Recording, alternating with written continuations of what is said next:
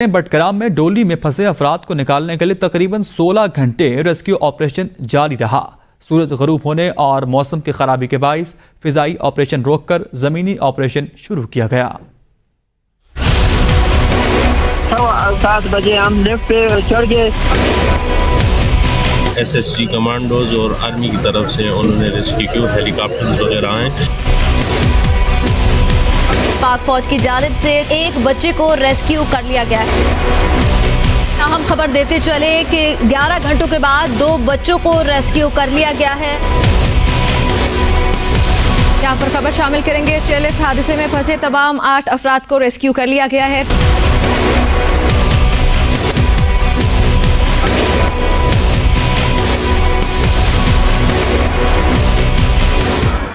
खैबर पख्तूनख्वा के जिला बटग्राम की तहसील आलाई की यूसी बटंगी पाश्तों में चेयरलिफ्ट में फंसे 7 बच्चों समेत 8 अफराद को बाहिफाजत निकालने के लिए रेस्क्यू ऑपरेशन। बच्चे सुबह 7 बजे के करीब चेयरलिफ्ट के जरिए अपने स्कूल जा रहे थे कि लिफ्ट की 3 में से 2 रस्सियां टूटने से चेयरलिफ्ट तकरीबन 900 फीट की बुलंदी पर मुअल्लक हो गई। चेयरलिफ्ट में फंसने वाले 8 अफराद में अबरार, इरफान, गुलफराज, उसामा, रिजवानुल्लाह, अताउल्लाह, नियाज मोहम्मद और शेर नवाज शामिल। लिफ्ट में फंसे गुलफराज ने ABN न्यूज से गुफ्तगू करते हुए कहा कि चेयरलिफ्ट 1 मील चली तो पहली रस्सी टूटी, बाद में दूसरी रस्सी भी टूट गई। चेयरलिफ्ट में मौजूद बच्चों की उम्र 10 से 13 साल के दरमियान है। एक लड़का 3 घंटे से बेहोश है। ये लड़का दिल के आर्जे में मुब्तला है और अस्पताल जा रहा था।